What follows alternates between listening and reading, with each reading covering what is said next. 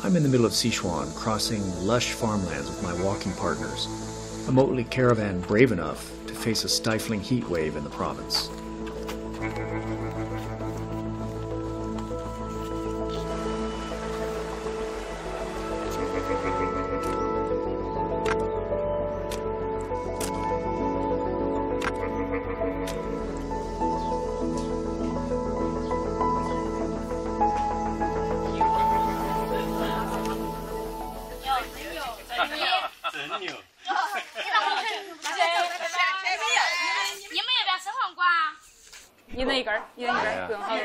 Just one because they're heavy. Yeah, exactly. 一个。还是在这旁边。比初中应该远的吧？对。Oh, take one. 谢谢。Take one. Take one more. 谢谢了。谢谢你。谢谢你。谢谢哈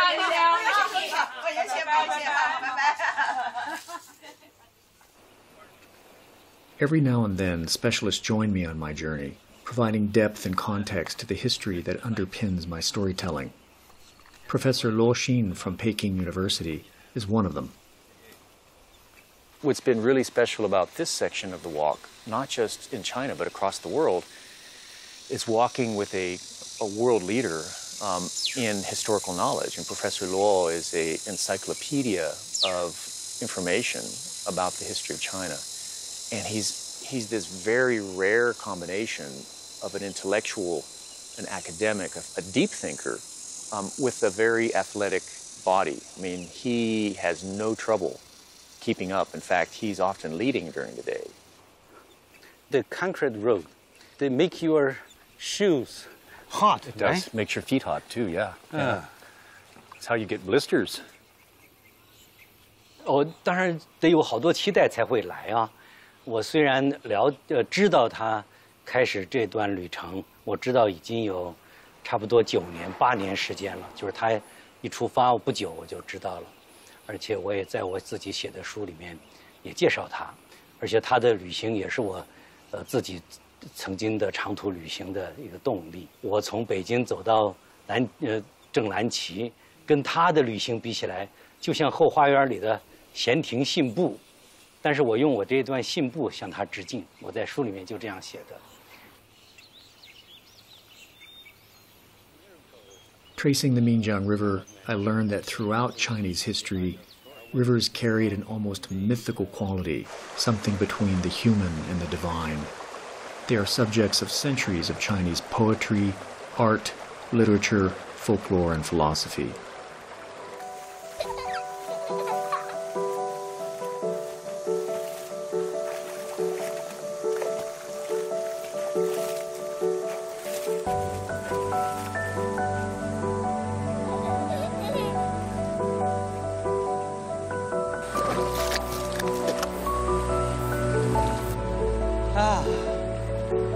It's nice. Try.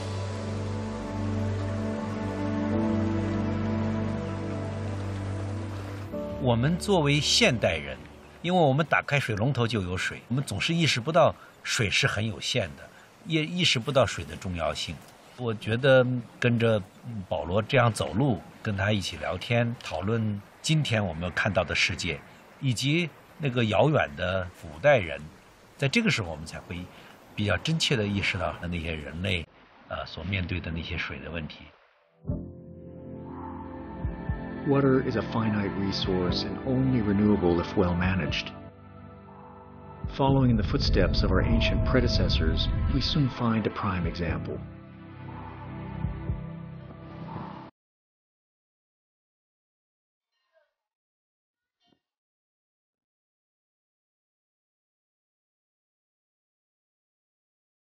A wealth of old temples have taken root along the riverbanks, where many have prayed for relief from the frequent floods devastating this region of the Sichuan Basin.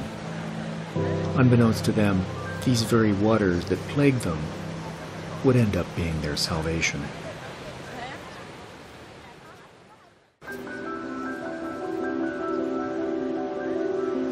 Doujiangyan is a city in Sichuan province named after its famed landmark.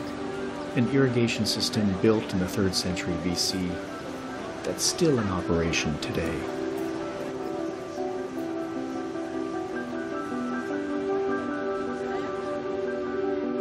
It's Yeah. not like that.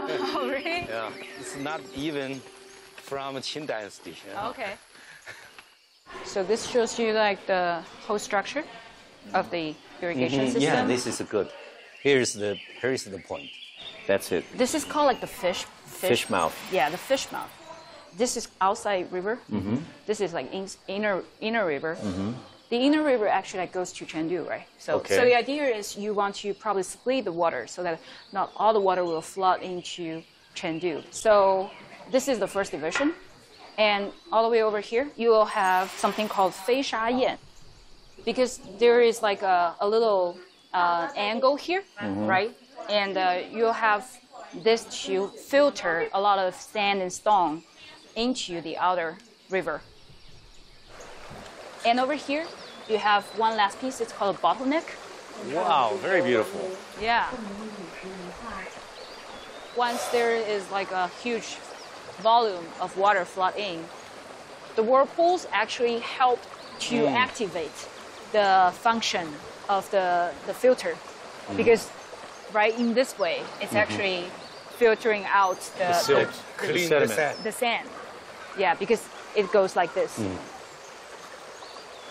This colossal early water project is not just impressive in the way it takes advantage of the topography, but also in its ingenious construction.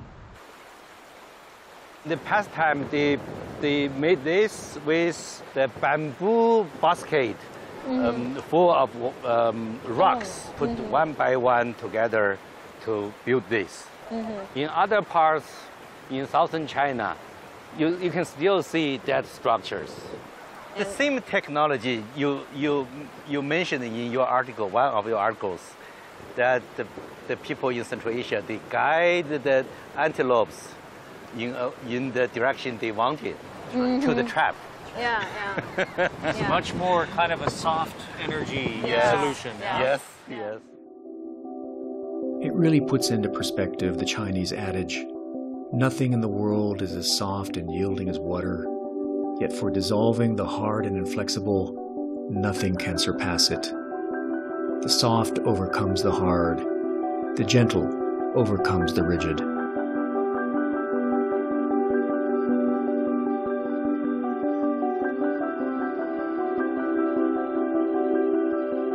By corralling the river, Dojiangyan prevented floods and provided consistent irrigation for food production, and in the process, opened up the doors to a golden age.